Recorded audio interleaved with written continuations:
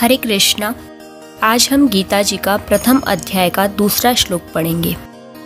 संजय उवाच दृष्ट्वा तु पांडवानीकं व्यूढं दुर्योधनस्तदा आचार्यमुपसंगम्य राजा वचनमब्रवीत्। अर्थात संजय बोले, उस समय वज्रव्यूह से खड़ी हुई पांडव सेना को देखकर और द्रोणाचार्य के पास जाकर राजा दुर्योधन यह वचन बोला। व्याख्या। जिस समय दोनों सेनाएं युद्ध के लिए खड़ी हुई थी, उस समय की बात संजय यहाँ तदा पद से कहते हैं, कारण कि धृतराष्ट्र का प्रश्न युद्ध की इच्छा वाले मेरे और पांडु के पुत्रों ने क्या किया, इस विषय को सुनने के लिए ही है। पांडवों की वज्रव्यूह से खड़ी सेना को देखने का तात्पर्य है कि पांडवों की सेना बड़ी ही सुचारू रूप से और एक ही भाव से खड़ी थी, अर्थात उनके सैनिकों में दो भाव नहीं थे, मतभेद नहीं था। उनके पक्ष में धर्म और भगवान श्री कृष्ण थे। जिसके पक्ष में धर्म और भगवान होते हैं, उसका दूसरों पर बड़ा असर पड़ता है। इसलिए संख्या में कम होने पर भी पांडवों की सेना का तेज प्रभाव था और उसका दूसरों पर बड़ा असर पड़ता था। अतः पांडव सेना का दुर्योधन पर भी बड़ा असर पड़ा, जिससे वह द्रोणाचार्य के पास जाकर नीति युक्त गंभीर वचन बोलता है। राजा दुर्योधन का अर्थ है, दुर्योधन को राजा कहने का तात्पर्य है कि धृतराष्ट्र का सबसे अधिक अपनापन मोह दुर्योधन में ही था। परंपरा की दृष्टि से भी युवराज दुर्योधन ही था। राज्य के सब कार्यों की देखभाल दुर्योधन ही करता था। धृतराष्ट्र तो नाम मात्र के राजा थे। युद्ध होने में भी मुख्य हेतु दुर्योधन ही था। इन सभी कारणों से संजय ने दुर्योधन के लिए राजा शब्द का प्रयोग किया है। आचार्यमुपसंगम्य, द्रोणाचार्य के पास जाने में मुख्यतः तीन कारण मालूम होते हैं। अपना स्वार्थ सिद्ध करने के लिए, अर्थात द्रोणाचार्य के भीतर पांडवों के प्रति राग द्वेष पैदा करके उनको अपने पक्ष में विशेषता से करने के लिए दुर्योधन द्रोणाचार्य के पास गया। व्यवहार में गुरु के नाते आदर देने के लिए भी द्रोणाचार्य के पास जाना उचित था। मुख्य व्यक्ति का सेना में यथा स्थान खड़े रहना बहुत आवश्यक होता है, अन्यथा व्यवस्था बिगड़ जाती है। इसलिए दुर्योधन का द्रोणाचार्य के पास खुद जाना उचित ही था। यहाँ शंका हो सकती है कि दुर्योधन को तो पितामह भीष्म के पास जाना चाहिए था, जो कि सेनापति थे, पर दुर्योधन गुरु द्रोणाचार्य के पास ही क्यों गया? इसका समाधान है कि द्रोण और भीष्म दोनों उभय पक्षपाती थे, अर्थात वे कौरव और पांडव दोनों का ही पक्ष रखते थे। उन दोनों में भी द्रोणाचार्य को ज्यादा राजी करना था, क्योंकि द्रोणाचार्य के साथ दुर्योधन का गुरु के नाते तो स्नेह था, पर कुटुंब के नाते स्नेह नहीं था, और अर्जुन पर द्रोणाचार्य की विशेष कृपा थी। अतः उनको राजी करने के लिए दुर्योधन का उनके पास जाना ही उचित था। व्यवहार में भी यही देखा जाता है कि जिसके साथ स्नेह नहीं है, उससे अपना स्वार्थ सिद्ध करने के लिए मनुष्य उसको ज्यादा आदर देकर राजी करता है। दुर्योधन के मन में यह विश्वास था कि भीष्म जी तो हमारे दादाजी ही हैं, अतः उनके पास न जाऊं तो भी कोई बात नहीं है। न जाने से अगर वे नाराज भी हो जाएंगे तो मैं किसी तरह उन्हें राजी कर ही लूंगा, कारण कि पितामह भीष्म के साथ दुर्योधन का कौटुंबिक संबंध था और स्नेह तो था ही। भीष्म का भी उसके साथ कौटुंबिक संबंध और स्नेह था।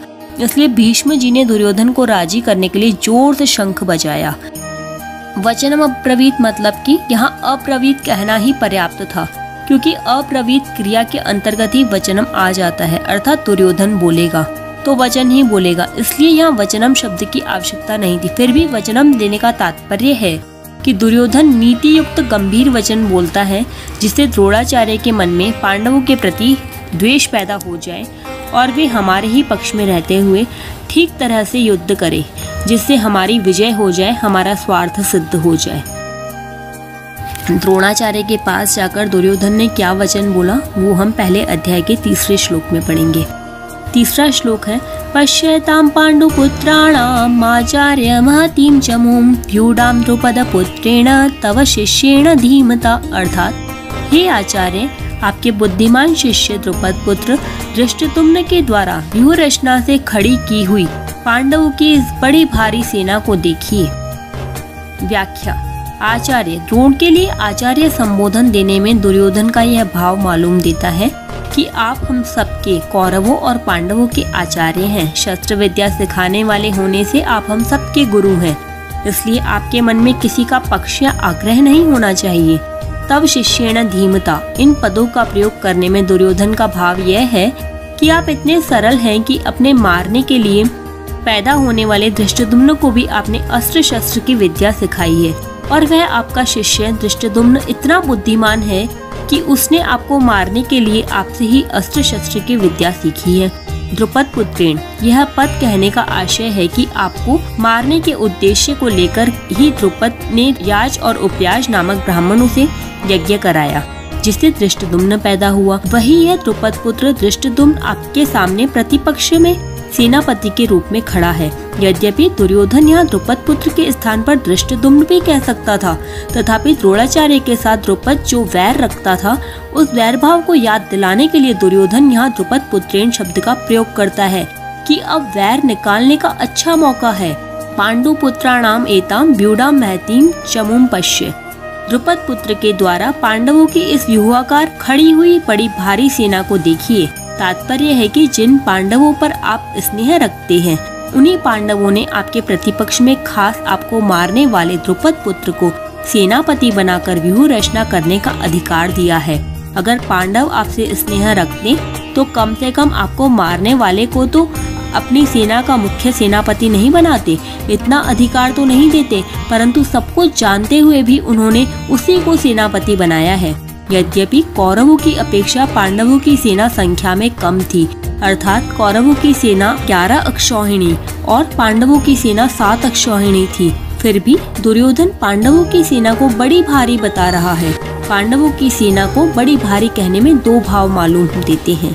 पांडवों की सेना ऐसे ढंग से व्यूहाकार खड़ी हुई थी जिससे दुर्योधन को थोड़ी सेना भी बहुत बड़ी दिख रही थी, और पांडव सेना में सबके सब योद्धा एक मत के थे। इस एकता के कारण पांडवों की थोड़ी सेना भी बल में उत्साह में बड़ी मालूम दे रही थी। ऐसी सेना को दिखाकर दुर्योधन द्रोणाचार्य से यह कहना चाहता है कि युद्ध करते समय आप इस सेना को सामान्य और छोटी न समझें, आप विशेष बल लगाकर सावधानी से युद्ध करें।